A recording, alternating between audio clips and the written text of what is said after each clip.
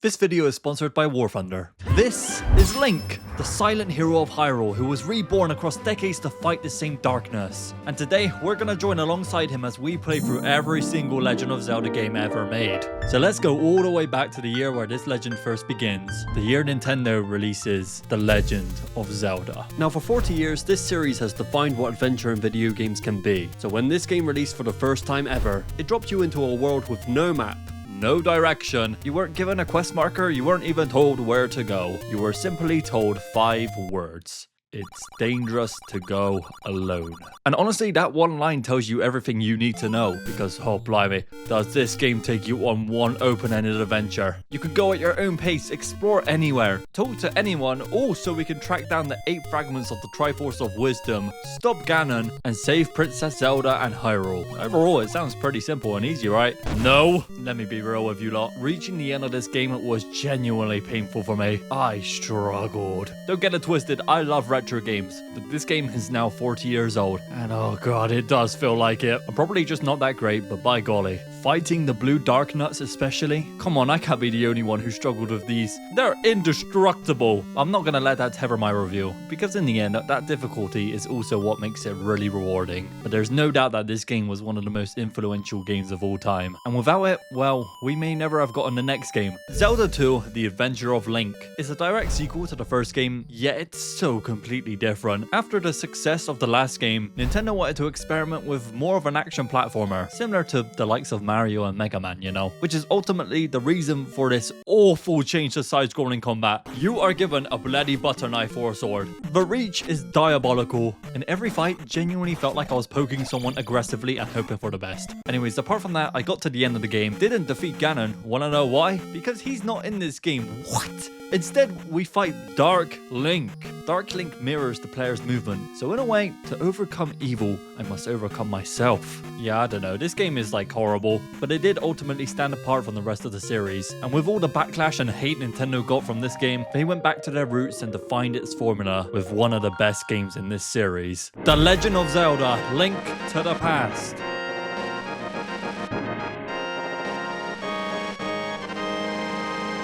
Oh by golly, when I think of classic Zelda, I think of this game. A Link to the Past was a major turning point for both the Zelda series and Nintendo as a whole. They had just released the SNES, and what better way to show off its new capabilities with a brand new Zelda game. A Link to the Past is not too hard, nor too easy, challenging, but rewarding. A perfect balance of exploration, puzzle solving, and can you believe it, actual fun. They've added good dynamic combat that didn't make me want to throw my controller across the room. But not only have the graphics and gameplay improved, the writing has as well. To start, the Triforce is explained in much greater detail, which is a pinnacle part of this entire franchise. I'm gonna talk about the Triforce in a later game where I actually have good visuals. You could probably guess the game where that's gonna happen. But for now, there are so many different things we need to discuss here. I mean, there's the dual world mechanic, secondary antagonists, and more importantly, this game introduced one of the most sacred items of all, the hook shot. This bad boy lets you zip zap around like Spider-Man, swinging from platform to access secret areas and obtain special loot. But I do suppose the true power comes from the Master Sword. Created by the goddesses, this legendary weapon isn't just found, it is earned. A weapon that brings balance to good and evil, wielded only by the chosen hero. But it's not just a powerful weapon, it serves a lot of purposes throughout the series. It becomes a seal to lock away evil, a key to unlock sacred locations, a spirit to guide Link, and well, in our case,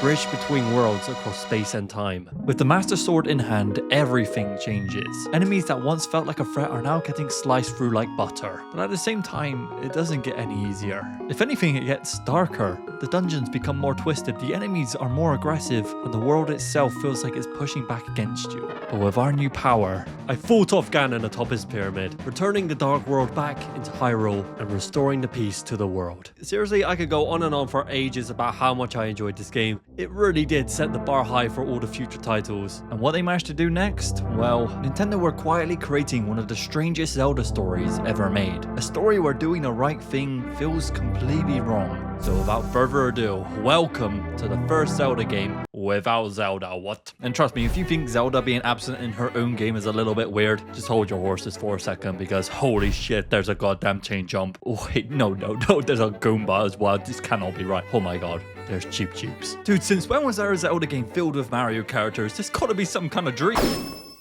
Well, I guess that clears things up. Welcome to Koholint Island. How did we get here instead of Hyrule? It's not that important. Link was out on the ocean sailing the seas until his entire boat was struck by lightning. Being washed ashore, he is found by a girl named Marin. And at first, everything feels simple, peaceful even. A quiet little adventure on a strange island. But it's still a Zelda game. You've got your sword, you've got your shield, and pretty quickly you are thrown into combat that feels surprisingly tight for the Game Boy. I continued blasting my way through these dungeons, each one giving me these new items. Oh look, the hook shot's back, let's go. And suddenly the entire world opens up. It's clever, it's fast, and it never really stops moving. But the longer you play, the more something feels off. The music, the people, the world itself, this is too perfect for little old Link over here. And that is when you realize none of it is real. Koholint exists inside the dream of a being known as the Windfish. And the only way to escape is to wake it, which means everything here will disappear. The town, the people, Marin herself,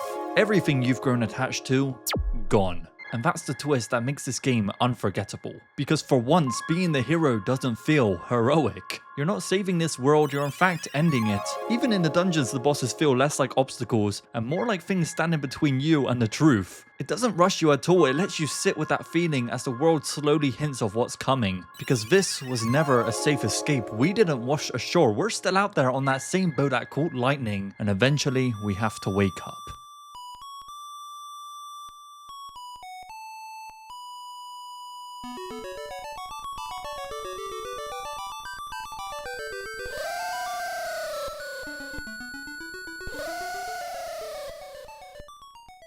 And what comes next is possibly the most diabolical thing Nintendo have ever done, because they gave some of the Zelda rights to the Philips Media Company and created 3 CDI games. What you are watching right now are official animated cutscenes ripped straight out of my nightmares. It's already bad enough hearing Link talk, but watching him get all up inside Zelda's business as well, oh brother, what did they do to you? But this game isn't just filled with cutscenes, no, there is gameplay to it, and somehow it makes me appreciate Zelda too. That is how bad it is. The second game lets you play as Zelda for the first time, which should be amazing, right? And to be fair, it's definitely the best one here, but saying that alone feels illegal. This is still an atrocity. And might I say, the cutscenes get even more terrifying. The last scene is this. Oh, that is bollocks. But before we move on to the final game of this awful trilogy that in fact goes live action this time, here's a quick word from our sponsor. War Thunder is the ultimate free-to-play military action game where you become a tactical mastermind. It's got everything: tanks, jets, helicopters, battleships, land, sea and air, it's all here. The variety of vehicles is just insane. We're talking everything from the mid-20th century classics to cutting-edge modern machines. Trust me, there is always something new to try. And the realism as well, the attention to detail is next level. Forget your health bars, because in War Thunder every single hit matters. Damage is visualized with an incredible X-ray effect, so you can see exactly what you've taken out on your enemy's vehicle. And with the constant updates to the graphics, physics, and sound, the game honestly just keeps getting better and better. But here's the best part: War Thunder is completely free on PC, PlayStation, Xbox, and mobile. You can use my links in the description or the pinned comment to sign up, and if you're new or haven't played in 6 months, PC and console players will receive a huge bonus pack to get started, including premium vehicles, experience boosters, and 7 days of premium account time. However, this offer is only available for a limited time, so do not miss out and come join over 95 million players on the battlefield and download War Thunder today. Now clearly someone in the office hit their head because, like I said, Zelda's adventure goes live action.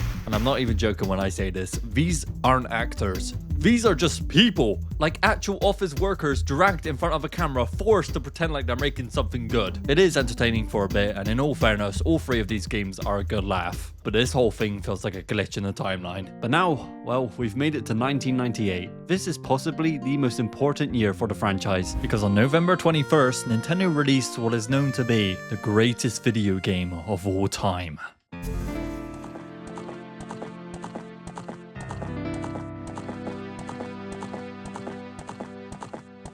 Ocarina of Time begins with a story, told to us by none other than the great Deku Tree, a spiritual guardian who senses something dark is approaching. He reveals our past, warns us of the future, and unveils the true story of the Triforce. You see, back in the day, the world was basically just one giant void. But then, on one fateful day, Din, Nehru, and Furore, the three golden goddesses descended from the heavens. Din, with her immense strength, shaped the land itself. Nehru, pouring her wisdom onto the earth. And finally, Furore, with her courageous soul, breathed life into the world. With their work complete, the three goddesses left, leaving behind the Triforce, a sacred relic embodying power, wisdom, and courage. The Triforce came to rest in what would later be known as the Sacred Realm, a place that holds the very balance of the universe itself. But the thing is, it's not meant to be touched, because if the wrong person claims the Triforce, they gain the power to reshape the world however they see fit. Unfortunately, in this game it does get touched and everything basically goes to shit. Welcome back to Hyrule. At the start, everything feels hopeful, bright and alive, you know. This guy at the graveyard, he is absolutely thriving. We're off exploring a world with so much life. Kakariko Village, look at this place, it's so cute. I'm sure there's nothing creepy about it. Okay, why have I just walked into the most cursed room ever? What the hell is that? The characters in this game are so well designed. Look at this little guy, he can't do any harm. Right, exploration is encouraged and rewarded. Want to walk down to the lake and catch some fish? God, look at that beauty. You can do that. Want to go to the market and play some mini games? You can do that. Hell, want to go and explore the secret hole and find a talking cow that offers milk? Oh yeah, that one's pretty weird, but you get my point. After a bit of running around, learning some tunes on this ocarina that gives me like some super duper powers, hitting every vase you can to get as many rupees as possible, you end up collecting 3 spiritual stones.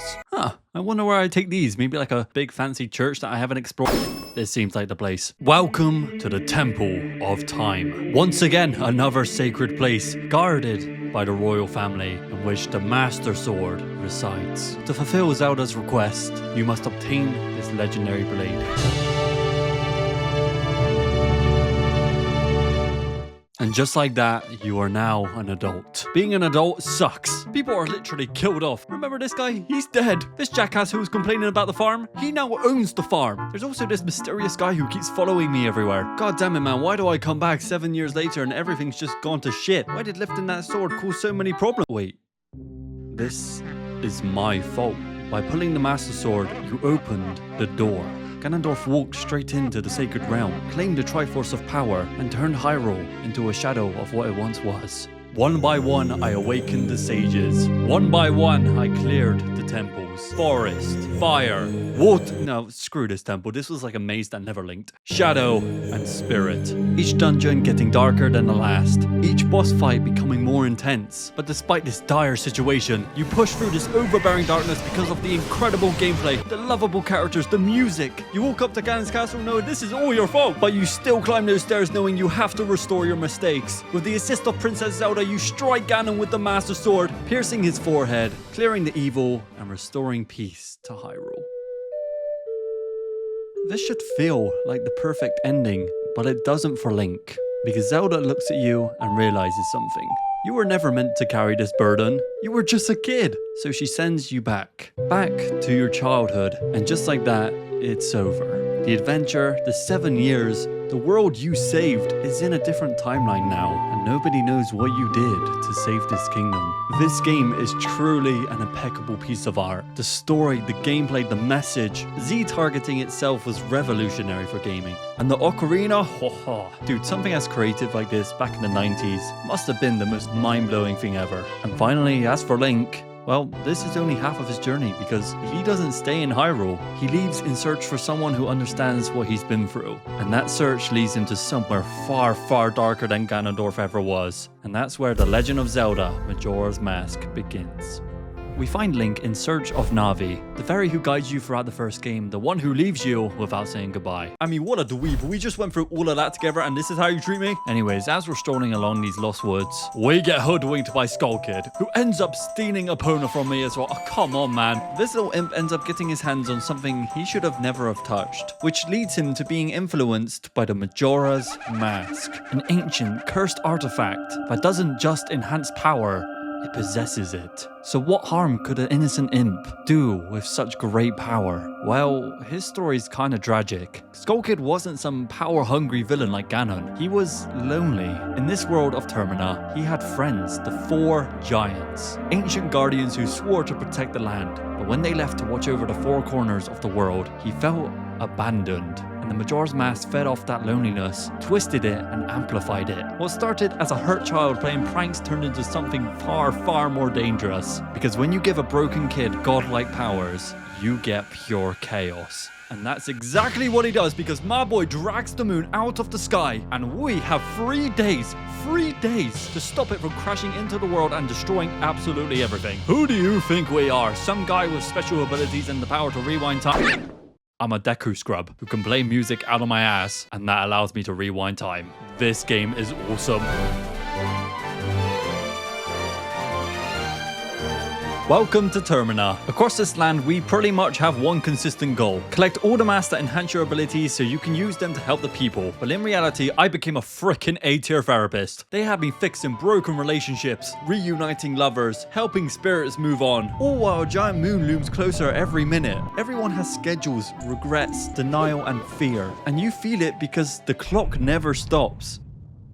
There are 24 masks in this game. Some of them are fun and quirky, some of them being really niche in your journey, but the majority of them being straight up horrifying.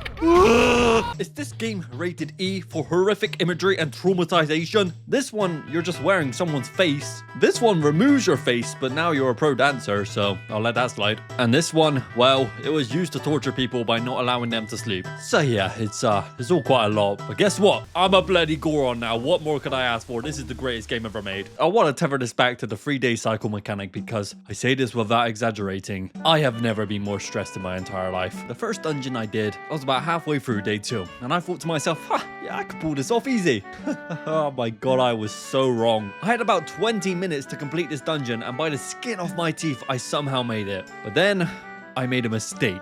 Out of pure curiosity, I thought I'd watch what happens when the 3 days end. Yeah, don't do this. The animation of watching Link get flung is absolutely worth it. Until I realized it cost me the last 2 hours of gameplay. Great, now I'm depressed, just like everybody else in this game. Well, actually, apart from one. There is one man who stands above the rest. Amid all the darkness, he became my light, and his name is Tingle, a 35-year-old map salesman who believes himself to be a reincarnation of a fairy. And he is just the best ever, dude. He gave me the courage to continue helping everyone out, and so I rallied up the chickens, gave away all my rupees betting on a dog race I knew I'd always lose, sniped the hell out of these fools who were chasing me down, and defeated these cool-ass bosses. But after doing all of that, it is now time you climb to the top of the clock tower as the moon hangs impossibly close. So, with our courage, we end up going inside it, and suddenly you're standing in this peaceful field, while children wearing the faces of the bosses you've already defeated casually question your entire existence.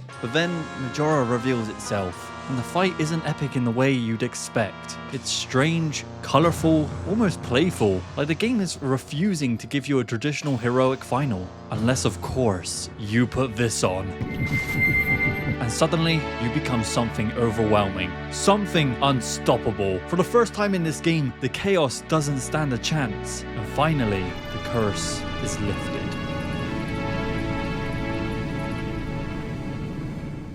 The moon disappears, the skies clear, the festival begins. Skull Kid isn't some world-consuming monster anymore, and the world moves on like it always does. But you don't. You remember every reset, every person you helped that won't remember you helping them. You carried that weight of multiple endings so this one could exist. And then Link just leaves. He saves another world and walks away unnoticed. And that's what makes Majora's Mask one of my favorite Zelda games ever. It's about grief, loneliness, and the quiet kind of heroism that doesn't get applause. And if you think this is where the hero of time finally gets peace, it's sadly not. But we'll get there eventually, so for now, let's move on to The Legend of Zelda Oracle of Seasons and Oracle of Ages. We'll start by talking about the Oracle of Seasons. In this game, Din, one of the 3 oracles, has been kidnapped, and we are given the Rod of Seasons, which allows us to control seasons as we like. Watching the scenery change is probably my favorite part of the game. It's like a little Zelda harvest moon. Winter lets you walk around the frozen lakes. Spring makes flowers bloom so you can bounce to higher ground. Summer grows vines that were, well, never there before. And autumn, I'll be dead ass. It just makes everything look super cozy. I'd love to see this in a HD remake. Now, the main villain who kidnaps Din is the General Onyx. This dude just wants pure chaos. And that's fair enough. It's kind of basic. But compared to Oracle of Ages, well, Varan, the villain this time around, doesn't just kidnap Nehru. She bloody possesses her. In Ages, we now control time, going through past and present versions of the same world. And by fixing something in the past, it changes the future. I love this concept. Ages may be a lot slower, but it's also very puzzle heavy compared to Seasons. And the cool part about these games is that they're actually connected. If you beat one of them, you get a code to continue the story in the other. Play both and you'll unlock the real ending. Yeah, it sounds super ambitious for the Game Boy Color. And while they're smaller in scale than Ocarina or Majora's Mask, I personally still had a super fun time playing them. There are stupid little things in these games that have just stuck with me, whether it was collecting all the rings that enhance your combat, or finding as many animal friends as I could. For some reason, the game let me jump into a kangaroo's pouch at one point. Oh, and I cannot forget the Maku tree.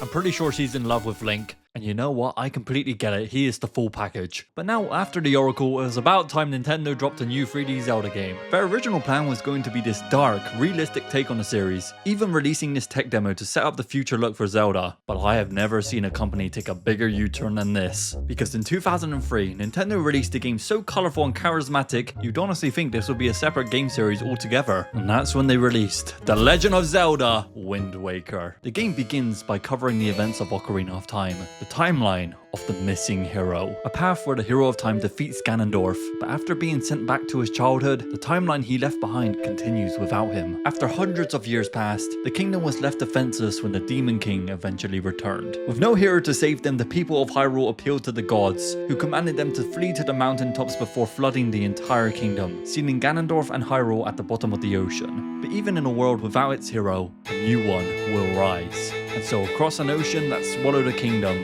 another legend begins.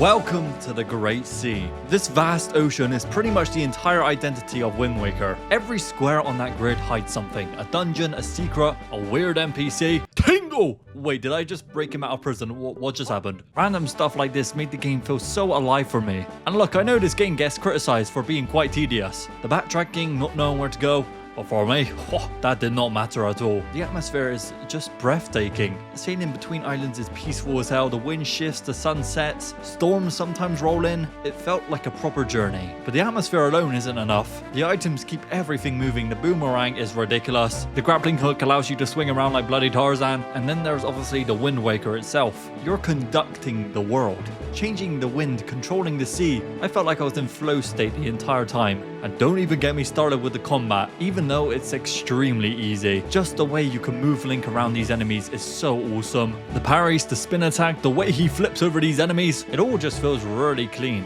like a proper evolution of everything that came before it. And for most of the adventure, Wind Waker does feel joyful. I mean, look at it, bright skies, big expressions, ridiculous side characters. It's easy to forget what this world is actually built on, because beneath all of that color, there's still a drowned kingdom. When you and the King of Red Lions dives beneath the waves and the color drains from the screen and you step into Hyrule, frozen in time. And at the center of it all, the Master Sword, resting in silence, waiting for a hero that never came. This is a world that moved on without its legend. And standing at the heart of that forgotten world is Ganondorf. But he isn't a reincarnation. This is the same Ganondorf from Ocarina of Time, just centuries older, awakened in a world that erased the kingdom he once tried to conquer. I think the reason why I like this Ganondorf so much is because he's not screaming about power. In fact, he's actually quite reflective. Being unable to let go of the past influences him to chase the Triforce and unflood the submerged kingdom of Hyrule. And that is why the final battle is just so awesome. You and Zelda teaming up just like before, knowing this isn't about restoring what was lost, but it's about moving on. And in that moment where Ganon is about to take hold of the Triforce, the King of Hyrule steps in and finally makes his wish. Wishing for this ancient kingdom to disappear forever so this next generation can live on without its shadow. So when that final blow lands and the Master Sword turns Ganondorf to stone beneath the sea, the kingdom of Hyrule hasn't been saved. It's now being buried.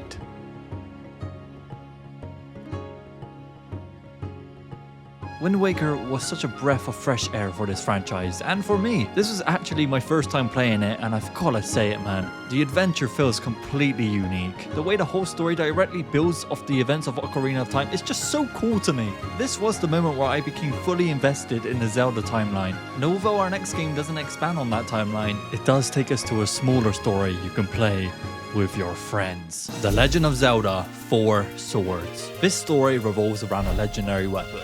A sword with the power to split one person into four, and according to legend, a boy once used this blade to seal away a powerful wind mage known as Vati. But many years later, where the game first begins, Vati breaks free and kidnaps Princess Zelda. So, to save her, Link pulls the four sword. Even though Princess Zelda said we might shatter it into pieces, we still do it anyways. And luckily, Link does split into four versions of himself. Honestly, that's kind of where the depth ends here. This game is all about short stages, solving puzzles together, fighting enemies, and working as a team. It's simple, but surprisingly really fun. And it doesn't overstay its welcome either. We finished this whole thing in under 3 hours, I think it was. But really, this feels more like a test, because everything this game does is fully realized in the next one. The Legend of Zelda 4 Swords Adventures. Dude, what is with this game just being an odd mashup of every Zelda game ever? They use so many assets from the older games, as well as their sound effects and even locations. I'm not mad about it because it still works. I just feel like it doesn't have its own identity, especially when the full game is built around the same idea as the first one.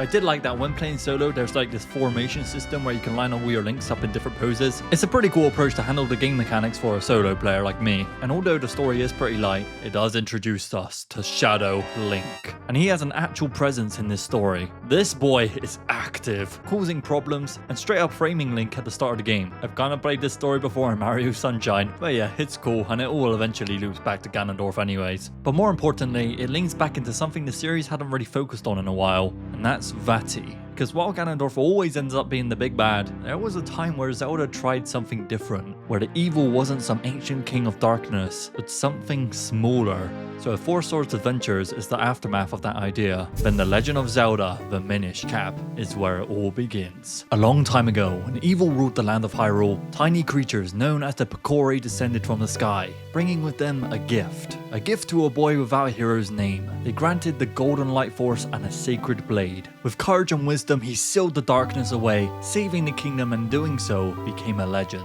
And to honor both the hero and the Picori who made it possible, the people of Hyrule will go on to celebrate an annual sword fighting tournament in their name. This is where The Legend of Zelda Minish Cap begins. Welcome to a much smaller Zelda. Definitely a shorter story, fewer dungeons, and a more compact overworld. But what it lacks in size, it makes up for it with one of the most creative mechanics in the series, and that's simply shrinking. At any moment, Link can reduce himself to the size of a Minish, turning puddles into lakes, grass into towering forests, and everyday spaces into entirely new worlds. So when the game leans into this idea, it's kind of brilliant. I love this so much. You're constantly recontextualizing familiar areas, spotting hidden paths, and seeing Hyrule from a completely different perspective. It makes even the overworld feel layered in a way that few Zelda games manage.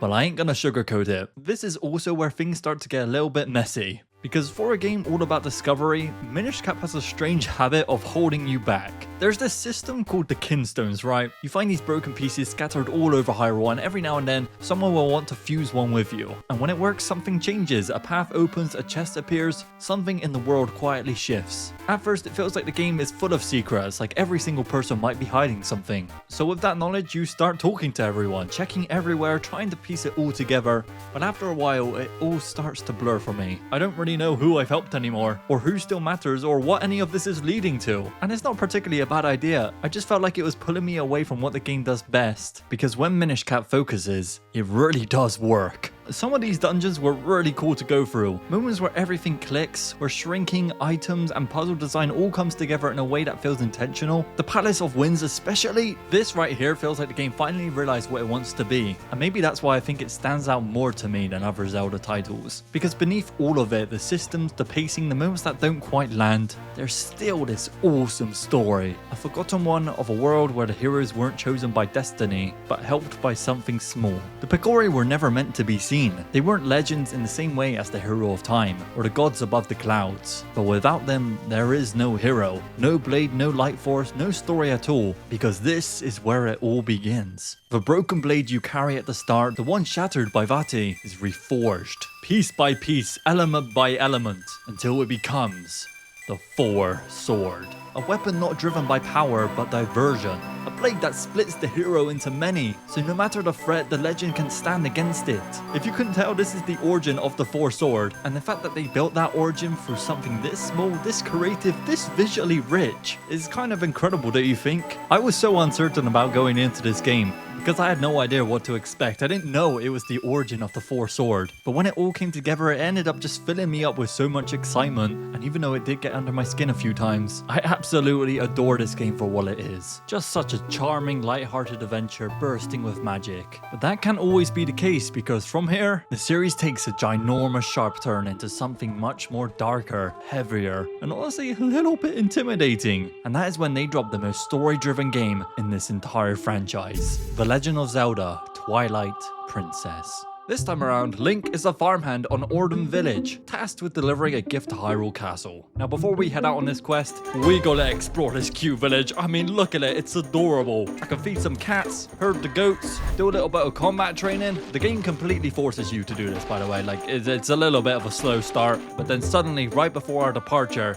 several children are kidnapped from the village. Now us being us, we give chase, only to be dragged through this mysterious wall blocking our path into Hyrule. But not the Hyrule we know and love. No, no, no. This kingdom has been shrouded in twilight. In a sudden attempt to prevent the Twilight from overtaking us, the Triforce of Courage transforms Link into a wolf. Now we wake up imprisoned within none other than Hyrule Castle. This is where we meet Midna. She is easily one of the best companions in the entire series. She does start off quite manipulative, sarcastic, kinda using you, but over time she becomes the emotional core of this story, to the point where this game becomes as much as hers as it is Link's. Anyways, after adapting to our new form with the help of Midna, we are then unexpectedly introduced to Princess Zelda.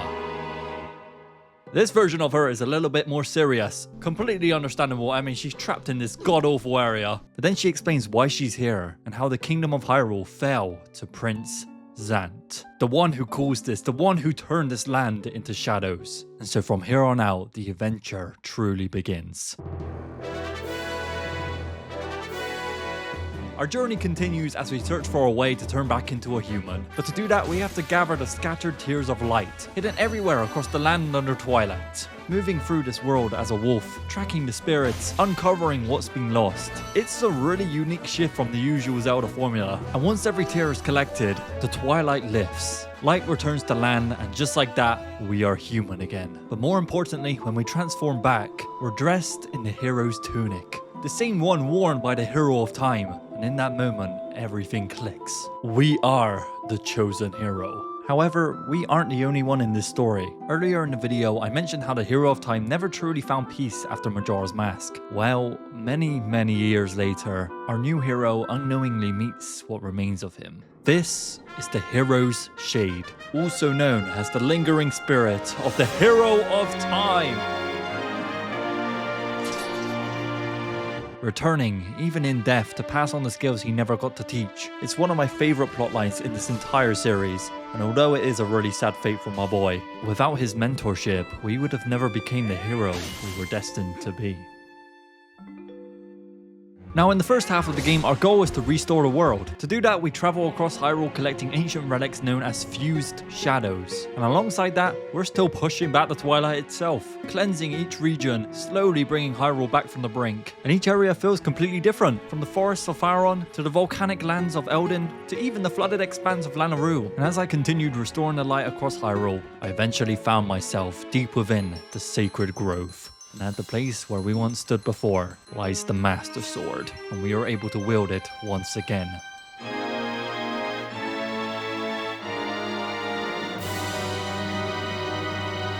Now we're ready. Ready for a bloody ass whooping, because after we continue collecting the few shadows, Zant finally steps in, and in a single goddamn cutscene, he proves we were never a threat to him. He completely overwhelms Midna, leaving her on the brink of death. I just go splat on the ground in like one shot, and what follows is easily one of the most memorable sequences in the entire game. Carrying Midna through a dying world, desperately trying to save her until we reach Princess Zelda, and in a quiet, slow moment, Zelda sacrifices herself to save Midna.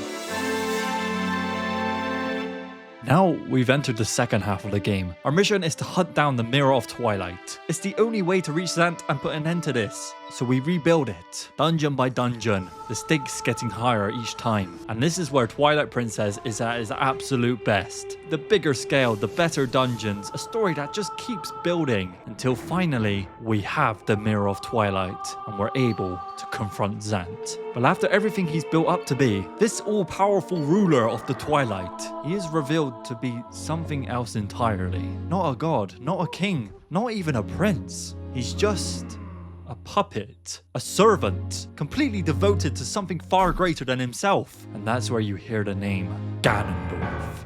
Just when I thought he wasn't in this game, the real villain was there the whole time, waiting and watching, pulling the strings from the shadows. And now it is time to end this. We storm to Hyrule Castle for one last battle, and waiting inside for us is Princess Zelda. Still alive, but under Ganondorf's control. And my goodness, you lot, what follows is one of the coolest cinematic battles in this entire series. A one-to-one duel with Ganondorf. No gimmicks, no tricks, just you and him. Blade to blade. It starts on a horseback, then becomes a full-on sword fight, and then finally, we pierce him through the chest. Screaming in agony, he stumbles to get his last words out. The Triforce of Power fades from his hand, and a phantom vision of Zant decides his fate. The twilight fades, Minda returns to her true form, but it doesn't last, because in order to truly end the connection between the worlds, Minda has to leave. Twilight Princess is a really special moment in this series. It's so much darker, more grounded and emotional, but to be honest, what really stayed with me was the little things. Learning how to sumo wrestle back in Ordon Village, having mini boss fights with Skull Kid, he's hideous in this game by the way, or just riding through this massive Hyrule field with Epona. Don't get it twisted, if you thought Ocarina of Time Hyrule field was empty, this is definitely emptier. But it all still felt really real. The dungeons are incredible, some of the best in the series might I say. In this boss fight you're grappling around in the sky and suddenly you grapple onto his back, slamming him into the ground with the sword. Oh, it's just so cool. And to not mention the music would actually be criminal. This shit is nothing short of phenomenal. If you couldn't tell, I adore this game, man. And the fact that they followed this one up with possibly the greatest sequel ever made blows my mind. So let's just jump straight into that and talk about Link's crossbow training. Miyamoto is really out for the money here. I'm pretty sure the only reason this game exists is to promote the Wii Zapper. And to be fair, I think this game undersells itself, because the front cover makes it seem like a training tutorial demo game. But there are a bunch of unique levels and designs where you go through different areas of Twilight Princess, shooting enemies and targets. For the hour it took me to complete it, it really made me realize how impactful Twilight Princess's environments were, seeing them in this new light. This game is actually pretty fun. I didn't use the Wii Zapper, I don't own that. However, I feel like this could have just been a big minigame that should exist in Twilight Princess. We were basically already there with the archery minigames, you know. But for what it is, it's a good game. The Legend of Zelda Phantom Hourglass. So after the end of Windwaker, Link has just been sailing the seas with Tetra and the crew, until one day they come across a ghost ship. And of course, Tetra being Tetra, she boards the ship, vanishes. Link tries to follow her, completely fumbles it, falls into the ocean and wakes up stranded on an island. Just bloody classic, right? So that's where the game begins and you set off across the ocean once again to rescue Tetra. But here's the thing that makes Phantom Hourglass unique to its predecessor. Instead of just bringing Wind Waker onto a handheld with normal controls, they decided to build the entire game around the DS. And I'm talking stylus only movement, touch-based puzzle solving, and you literally chart your ship's course by drawing a route on the sea map. This is honestly really cool. It's so impressive how they managed to dedicate this game to the DS. I mean, there's a literal DS island you can go and explore. Plus, they added even more small details that utilize the touchscreen in the coolest ways. But I won't lie, the movement in this game does get a bit jarring after a while. You gotta understand, it's kind of annoying to only see half the screen the entire playthrough, because my hand is covering the majority of it. However, what does save this game, and I mean heavily, is the characters, especially my boy Captain Linebeck. This guy starts off as an absolute coward, but somehow my boy ends up being one of the best parts of the entire game. So yeah, Phantom Hourglass is one of those ones that I'm not too interested in. Having to go back to the central dungeon, the Temple of the Ocean King, multiple times definitely got on my nerves a little bit, but I also really appreciate how creative and unique this game is to play. This one really does set itself apart from most of the other Zelda games. But by golly, our next one, instead of sailing by ship, we travel by train in The Legend of Zelda Spirit Tracks. Never ever did I expect Link to become a train conductor. It's so different, but I found it extremely charming, especially with that music behind it. Now, the train itself is, well, it's slow. Even with upgrades, this thing is trying to get along. I think it's a little bit of a step back from Phantom Hourglasses sailing, but it didn't bother me too much. I mean, when are you ever going to see a Zelda game with trains again? And to talk about the controls, well, they're still fully touchscreen, and my opinions on that are the exact same as Phantom Hourglass. It's still a little bit clunky, but still super cool. But what I found to be the big standout of this game is Zelda herself. Well, technically her spirit. Her body has been stolen, so she joins you as a ghost, helping with puzzles and even possessing phantoms. We're finally utilizing Zelda in her own game. I mean, who would have believed it, let alone it actually be good as well? Yeah, this was probably my favorite mechanic in the game. And even though all the classic DS gimmicks are still in this as well, this is such a cute little adventure to go on, even though that's kind of the story of these DS games. But now it's time to rewind to the very origin of this story. The moment where Nintendo answered everyone's questions in The Legend of Zelda: Skyward Sword.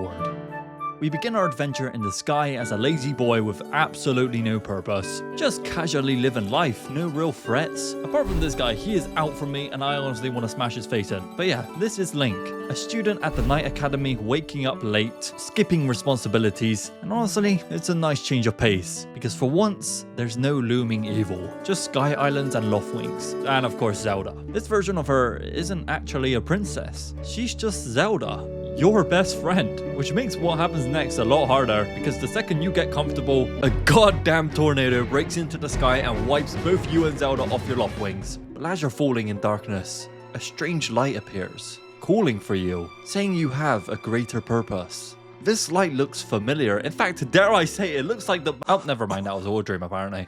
Hang on, was it? The voice calls out to you once again, and there she is, leading you beneath the statue of the goddess into a chamber no one else knows about, and waiting for you is a sword. But before you step forward to take it, she appears again and introduces herself. This is Fi, a spirit residing within the sword. Calm, calculated, and a little bit robotic, but she doesn't greet you like a companion. She assesses you, tells you there's a high probability you are the chosen hero, which is about as close of a compliment you're gonna get from her before she constantly stops you throughout the game. But just like that, you take the goddess sword, and the life you lived of doing absolutely nothing is over. Because Zelda isn't missing. No, she has fallen to the surface, a world beneath the clouds that no one in Skyloft has ever set foot in. And us, well, we're going after her.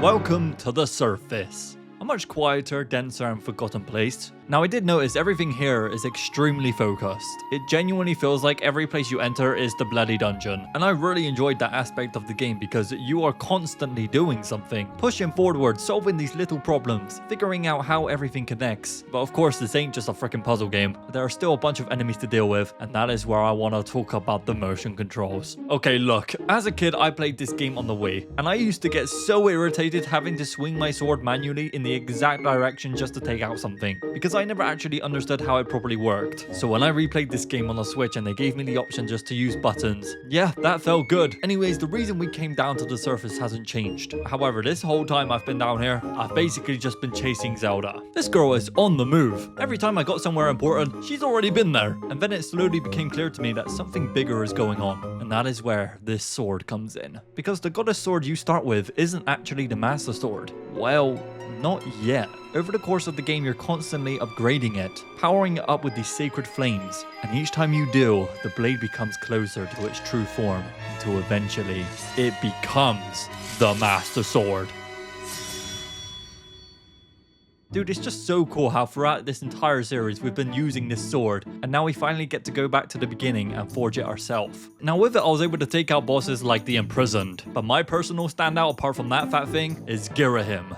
Oh my lord, what an odd character. He isn't intimidating at all, but I felt like he carried a lot of this game's energy.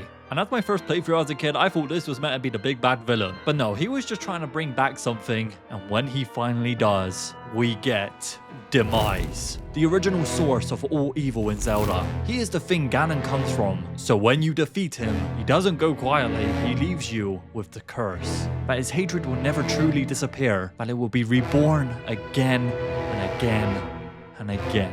Skyward Sword being the origin of this entire franchise must have been such a heavy and complicated process to get right, because knowing every fight we've played through up to this point was never random and that it was always going to happen because of this, it just blows my mind how Nintendo was able to link all these games together. And the way they did Zelda in this game was so brilliant. She was just a personal friend at the beginning, but then turns out to be the start of all of it. And Link, just a boy who picked up a sword and became the first hero. And from that moment on, the legend was bound to repeat itself.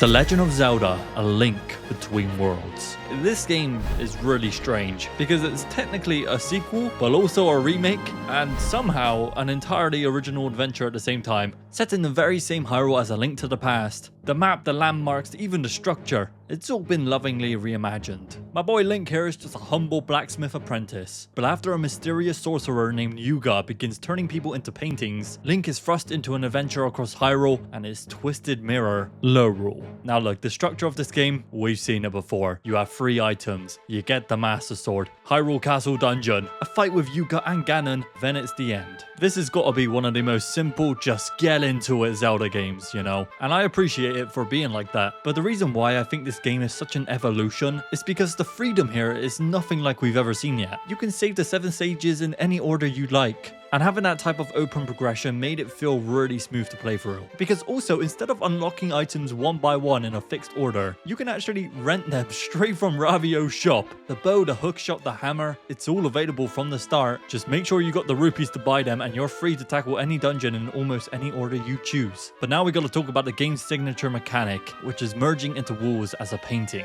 This simple ability transforms the entire world into a puzzle. Cliffs become pathways, walls become doorways, and secrets are hidden in plain sight. Zelda is a franchise that has some of the most mind-blowing mechanics in gaming, so it's definitely a compliment when I say this is one of the most inventive mechanics in Zelda history. But what isn't inventive is Nintendo calling the mirror world Lorule. Like, dude, come on, that name is as subtle as a brick to my face. Surprisingly though, it has quite a dark story beneath it. Lorule is a kingdom in ruin, brought to its knees after destroying its own Triforce in a desperate attempt to prevent war. Without it, the land decayed into darkness and despair. Its princess, Hilda, resorts to stealing Hyrule's Triforce in a last-ditch effort to save her dying world. It's again one of those stories where you feel bad for the villain because they aren't driven by greed. Instead, it's desperation. A Link Between Worlds is really good. The way it manages to balance familiarity with innovation to capture everything that made A Link to the Past iconic. It's a sequel, a remake, and an original adventure all at once. And somehow it beautifully works. But before we move on to the next mainline game, Nintendo went experimental and created a spin-off game called Hyrule Warriors. And okay,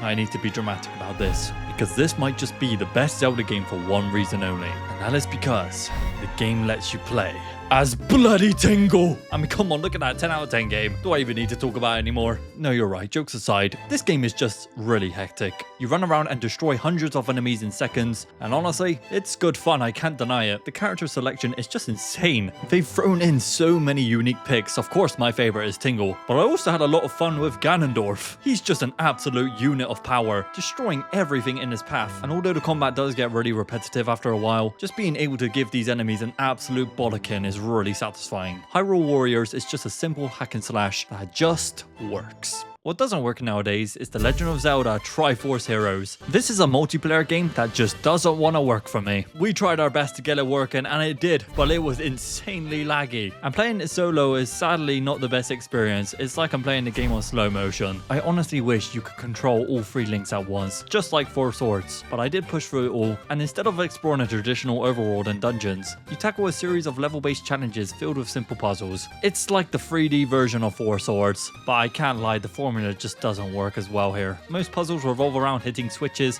defeating enemies, and stacking into totems to reach higher areas. It's kind of a clever mechanic, but it gets really repetitive. The items are enjoyable to use, especially the water rod. There isn't a jump mechanic in this game, so that just came in clutch. But overall, I think Triforce Heroes is sadly one of my least favorite Zelda games. And like I said, a bad Zelda game isn't a bad game. This one just suffers from being difficult to play the way it's intended to in modern day. It's a little bit sad, and with it being the last 3DS Zelda Zelda game, it did leave a bit of a sour taste in my mouth. I wish I could just play a game that just, you know, takes me back to the good old... Oh my goodness, let's freaking go. Link's Awakening got a remake. And if there's one remake I'm gonna talk about, it's gonna be this one. Now for the hardcore Zelda fans who know this isn't actually the next game, I'm just doing this one before because of flow purposes, okay? And I gotta tell you lot, this one is so good. Look how pretty they made the game. Every little house has these tiny details that you could just look at. They just took the most compact Zelda game ever and glazed it over with these incredible visuals, amazing music, and of course retelling that beautiful story it always had. Companies should make more games where it's set in a whale's dream, because crazy stuff like this is just the best. I love Link's Awakening so much, and even though this was a banging year for Nintendo, the series needed something more. Something that could capture the true spirit of adventure the original game always promised. So with that thought, Nintendo basically did the unthinkable. In 2017, the legend was reborn with The Legend of Zelda: Breath of the Wild. Open your eyes.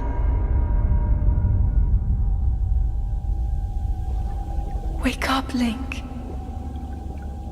Well, this is different. I step out the Shrine of Resurrection, still not entirely sure where I am, while I pick up this strange glowing device that will help us throughout our journey. With it, I'm able to open this door. Suddenly, lights flood in, blinding and overwhelming. For a moment, you can't see anything at all, but then Link runs straight towards it.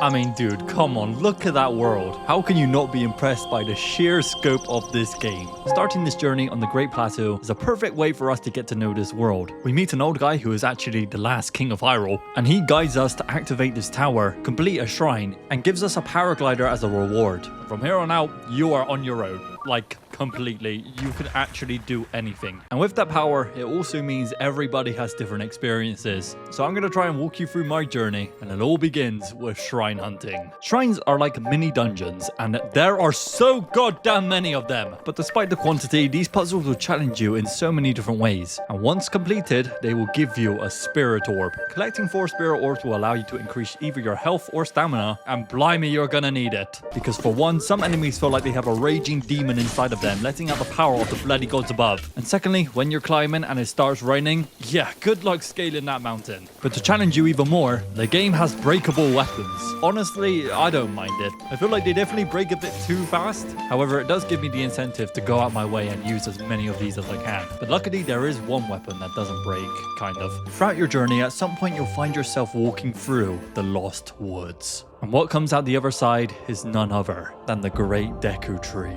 In this game, he is in fact the guardian of the Master Sword. He watches over the blade, which was left in his care by Princess Zelda 100 years prior to the game's main events. And just like that, we can grab the Master Sword.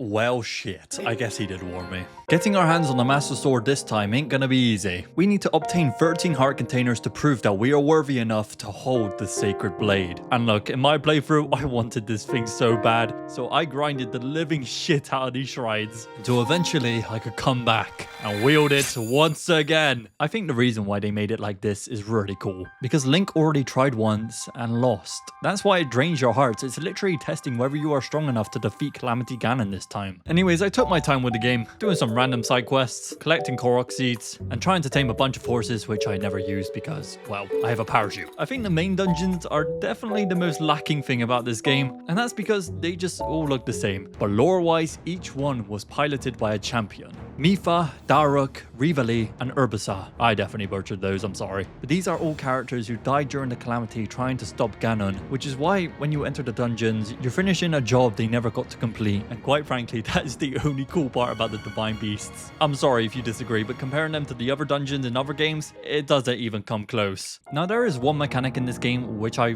weirdly got addicted to, and that's the cooking. In this game, you can merge a bunch of random shit together and create either an atrocity or something delicious. The meals you create are such an important piece of this game, as they are pretty much the main source of your health and stamina. And experimenting with what materials and foods mixed together to create this was strangely really fun for me. In a way, it kind of ties into the survival aspect of this world, because this isn't a heroic, fully equipped Link like before. This man waked up in a ruined Hyrule, scavenging, experimenting, trying to stay alive, with no memory whatsoever, doing his best to recover the hero that already failed. But what did Link fail to? The Ganon we know isn't present in in this game. In fact, he's not a man, not a king, not even really a being anymore. Calamity Ganon is just pure power and hatred. A force that existed for so long, it lost its way, becoming nothing more than destruction itself. To Link, he is a constant reminder of the moment everything fell apart, and getting that chance to fight and prove his power was a really cool story that I feel like people don't talk about too often. And personally, that's what I think makes Breath of the Wild so special. Because this story isn't about saving the world, it's a story about what happens after you fail. A Zelda game where the kingdom is already gone, the heroes are already dead, and the victory you're chasing is the one that should have happened 100 years ago. But what if we could play through that story ourselves? Well, that's exactly what our next game is set out to do in Hyrule Warriors Age of Calamity. So yeah, this game does take us back to the Great Calamity War, where we can play as Link, Zelda, and the champions, trying to stop this war before it's too late, and that alone is really cool. Seeing these characters again, getting more of their personalities, watching their relationships play out in real time, I found it to add so much more weight to what we saw in Breath of the Wild. But this is where I found things to be a bit complicated, because Age of Calamity was marketed as the story of the Calamity, right? The real events, the tragedy we already know is coming, and look, for a while it feels like we're getting there, but then it changes a lot. Instead of being a straight up prequel, this becomes more of an alternate timeline. A what if scenario if things didn't go quite the same, and depending on how you feel about it, it can either make the game way more fun or take away a lot of the emotional weight. Because part of what made Breath of the Wild so powerful was the fact that you lost. The champions died and Hyrule fell. And well, here Nintendo, you're kind of rewriting that. Now, gameplay wise, it's very similar to the original Hyrule Warriors. Fast-paced, chaotic, taking down hundreds of enemies at once, blah blah blah. But this time it's entirely built around Breath of the Wild. You can explore the same map, same enemies, same bloody frame drops, which does make it feel way more connected than the original. And honestly, it's just good fun. My only gripe with it is how they twisted the story to make everyone happy. Breath of the Wild technically doesn't happen after this because they made an alternate timeline. And look, don't scream at me. I know Nintendo wanted them to give a payoff for the end of the game, you know? What is the point of playing through all of that and still losing? But after all of that, you'd think this would be the end of the story, right? Link had finally done it in Breath of the Wild. That cycle was over. But in Zelda, it never ends. The curse is still on its way. Because just when it finally feels like peace has returned, something a lot older begins to take presence once again. And that is when the Legend of Zelda, Tears of the Kingdom begins. We find Link and Zelda stepping into the unknown once again, discovering these ancient ruins, an entire story that's buried beneath the Kingdom of Hyrule. The music swelling, building up to something, until we come across this. A corpse that's been killed by an ancient hand. And then, oh my god, it's now moving. Oh, okay, no, he's dead. Jesus! The power lunges to attack Zelda, but we step in to tank it and oh god, he shriveled our arm. Don't worry though, we still have the power of the Master Sword. What we thought to be indestructible has been shattered into pieces. Yeah, we're doomed. This creature uses his power to lift Hyrule, making everything around us collapse. And then Zelda falls. With an attempt to rescue her, we miss. And then she disappears. Luckily that hand is alive and catches us, otherwise we'll be dead. The hand takes us away and then we wake up with deja vu. Because we're back in a cave, but this time with a brand new arm. A voice speaks to us and then we see the Master Sword, decayed and broken. With the faintest idea of what's going on, we make our way out of the cave only to be greeted by this.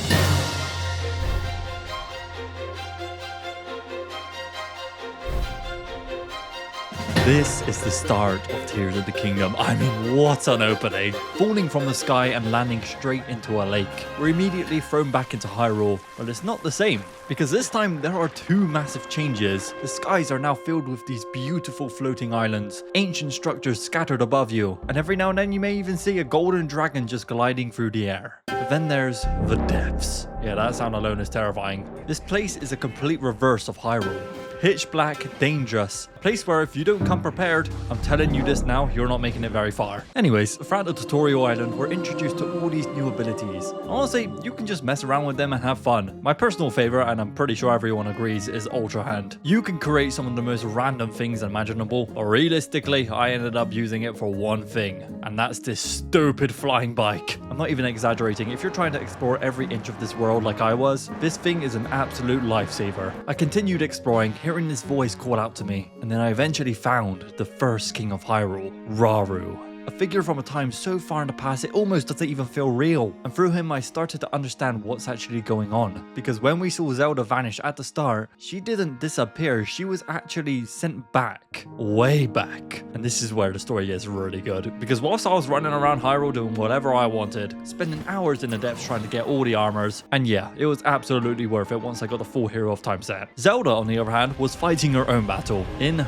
the past, trying her absolute hardest to protect the one thing that can actually stop all of this, and that being the Master Sword. The very blade we saw get destroyed at the start was sent back through time, so she could restore it. But restoring the Master Sword isn't no easy fix, because in order to do that, Zelda had to make a choice. In this world, there is a way to gain immense power, but at a cost so high to the point where you will not only lose yourself, but your memories, identity, everything that makes you you will be gone. Protect them all! And so she turns herself into an immortal dragon. When I first acknowledged this, I didn't fully understand it. I just thought, okay, yeah, that's cool. Until I looked up to the sky again and saw it. That golden dragon we've been seeing this whole time, that was Zelda. She gave up everything, her past, her future, just to protect the Master Sword, holding onto it for thousands of years so that one day we could take it back. This is easily my favorite part about this game, because whilst I was out there messing around building these stupid machines, exploring the world, Zelda made the ultimate sacrifice, completely alone for centuries, just so we'd have a chance again. And then the game did something I think wouldn't even be possible to do. Using the launch tower, I flew up to the sky and landed right on top of the dragon itself, standing there above this entire world, watching this thing glide through the clouds, knowing exactly who it is now. And at the top of the head was the Master Sword, right there in front of me, fully restored. As I attempt to pull it free, it drains your stamina, testing your endurance this time instead of strength, proving how far I'm willing to go. And then, standing on top of Zelda, the Master Sword is ours again.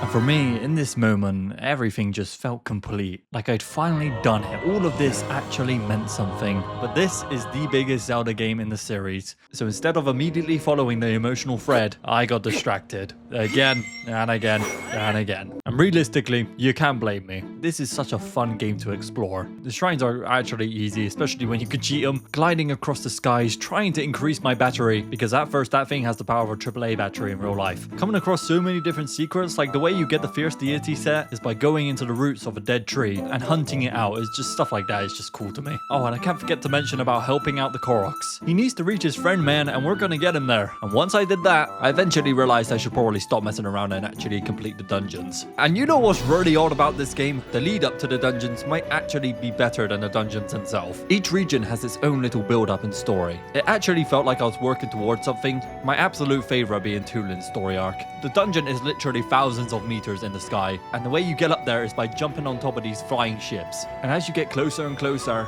we then get to the main dungeon itself. They're all okay. They're definitely a step up from Breath of the Wild. They've got their own identity this time, slightly better atmosphere, and the boss fights, oh! Yeah, this is phenomenal. They're really easy, don't get it twisted. But the music and creativity that went behind these is absolutely brilliant. But as my adventure continued, with every dungeon you complete, you are slowly getting closer to the truth. And eventually, there is only one place left to go. Back to where it all began, deep beneath Hyrule, where we first saw him, Ganondorf. Completely resurrected, and no, this isn't Calamity Ganon. This is pure Ganondorf, the Demon King. And he's just standing there, waiting for Link. And what follows is my absolute favorite fight with him in this entire series. The fight, for one, is actually kind of difficult. It makes it feel important, because all the hours we played, all the memories we found, and all the sacrifices, including hers, is now all on the line. And just when it felt like it was over, oh my good lord, it wasn't. Ganondorf doesn't die, no, he transforms himself into an immortal being, giving up everything, his body, his mind, all because he doesn't want to be defeated by Link. Mirroring the very sacrifice Zelda made, but for the complete opposite reason. And now we are fighting a bloody god. High above the clouds, two dragons soar across the sky, one of light and one of darkness. And in the middle of it all is me. After popping these pimples on the demon dragon, I made my way to the forehead to land the final blow. I drew the Master Sword for one final strike.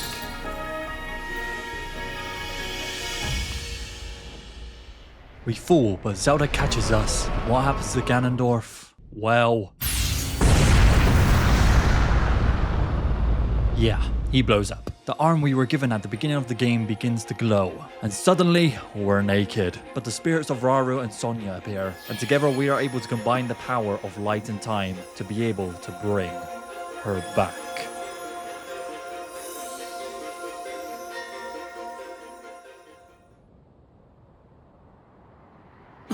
We wake up falling from the sky and see that Zelda is still unconscious. And so we dive to catch her, reaching our arm out all the way so we don't miss this time. And once we got her, we descend swiftly back into Hyrule.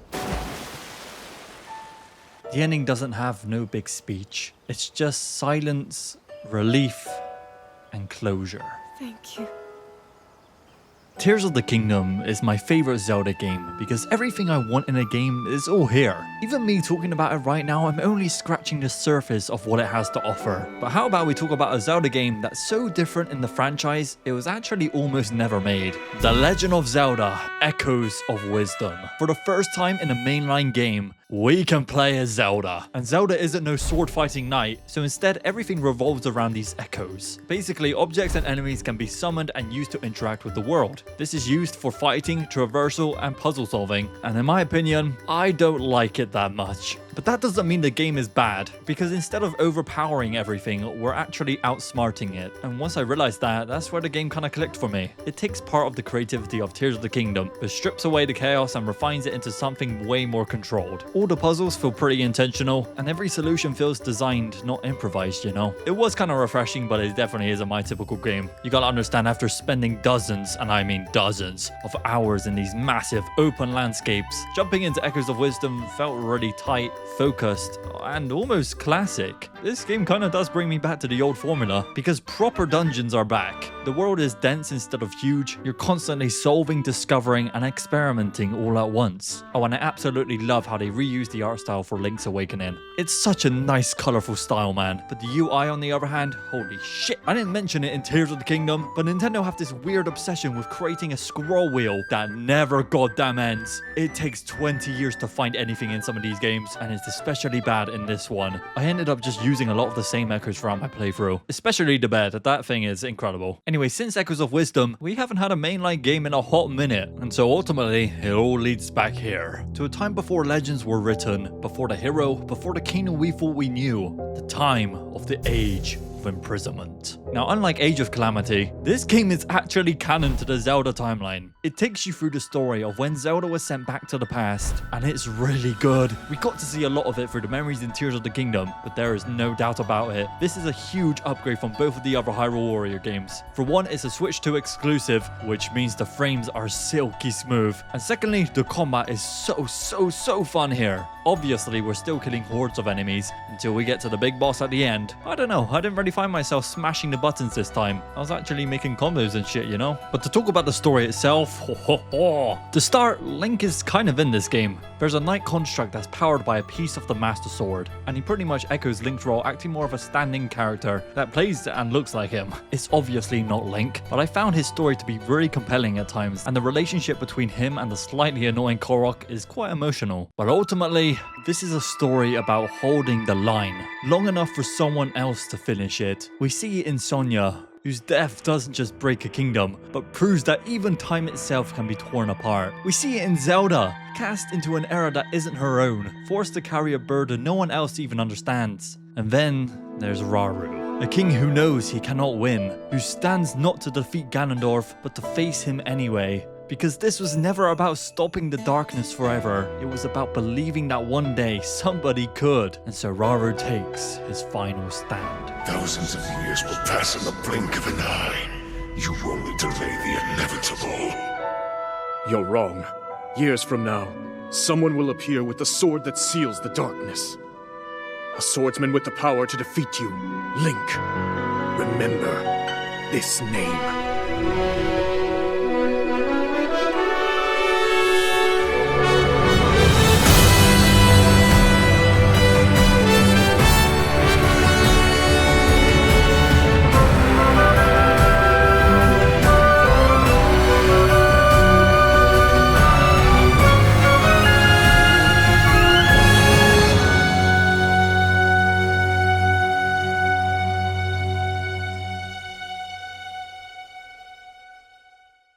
Thank you all so much for watching. Going through this journey has been absolutely amazing. I definitely took a more cinematic approach with this one. I have no idea how you lot felt about that, but in my opinion, this is a franchise that deserves to be celebrated for its story and creativity. So yeah, I hope you lot enjoyed it, and if you did, please consider subscribing. That is all I ask. And thank you War Thunder for sponsoring this video. You can jump in and play for free right now on PC, PlayStation, Xbox, or mobile using my links in the pinned comment or description. Remember, if you're new or coming back after 6 months, you'll also get a huge bonus pack on PC and consoles, including several premium vehicles and extra rewards. It's only available for a limited time, so do not miss out.